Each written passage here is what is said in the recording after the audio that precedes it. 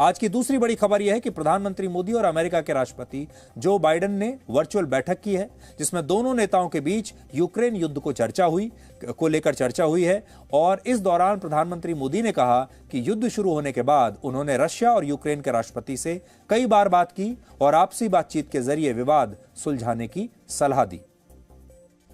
मैंने यूक्रेन और रूस दोनों के राष्ट्रपतियों से कई बार फोन पर बातचीत की। मैंने न सिर्फ शांति की अपील की, बल्कि मैंने राष्ट्रपति पुतिन को यूक्रेन के राष्ट्रपति के साथ सीधी बातचीत का सुझाव भी रखा। हमारी संसद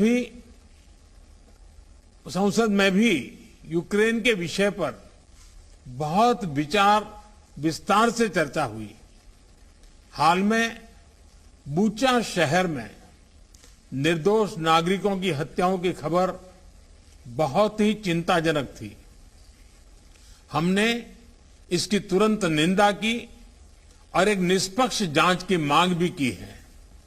हम आशा करते हैं कि रूस और यूक्रेन के बीच चल रही बातचीत से शांति का मार्ग निकलेगा। तो आज के दिन दुनिया में और दक्षिण एशिया में बहुत कुछ चल रहा है। प्रधानमंत्री मोदी और राष्ट्रपति जो बाइडेन की ये बैठक हुई।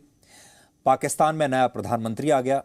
पाकिस्तान में राजनीतिक अस्थिरता बनी हुई है। पाकिस्तान में आईएसआईएस और ज्यादा एक्टिव हो रहा है। श्रीलंका एक देश के रूप में चरमरा रहा है। वहां से लोग शरणार्थियों के रूप में भाग भाग कर भारत आ रहे हैं।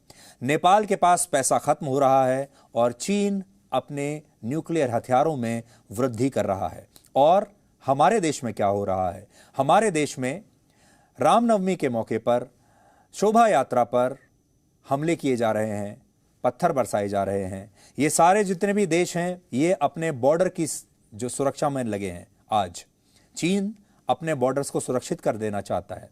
बाकी के देश भी ऐसा ही सोचते हैं। यूक्रेन भी ऐसा ही सोचता है। रशिया भी अपने हितों में काम कर रहा है। लेकिन हमने अपने बॉर्डर पर तो सीना से अपनी सेना लगा दी है, लेकिन हमारे अपने ही देश में कितने सारे नए नए बॉर्डर खुल गए हैं। अपने ही देश में कितनी सारी लाइन ऑफ एक्चुअल कंट्रोल पैदा हो गई हैं। अपने ही देश में हमने कहीं हिंदू इलाकों में उसे बांट दिया है, कहीं मुस्लिम इलाकों में बांट दिया है। और अब यह कहा जा रहा है कि हिंदू इलाकों से मुसलमानों की शोभा यात्रा ना निकले और मुस्लिम इलाकों से रामनवमी की शोभा यात्रा ना निकले। तो अब आप सोचिए कि भारत एक अलग ही तरह के चुनौतियों से घिरा हुआ है। भारत में अंदर ही कितने सारे बॉर्डर्स खुल गए हैं। भारत में अंदर ही कितनी सारी सीमाएं घुस आ गई हैं। और ये वो सीमाएं हैं जिनकी रक्षा के लिए ना तो आप पुलिस को लगा सकते हैं, ना आप सेना को लगा सकते हैं। ये भारत की आज स्थिति। और अगर भारत ने अपनी स्थिति को, अंदरूनी स्थिति को ठीक नहीं किया, तो आप सोचिए भारत अपने पड़ोस में चारों तरफ जो नई नई चुनौतियां आ रही हैं, उनसे कैसे मुकाबला करेगा। Presenting B News app available on Google Play and App Store. Download it now.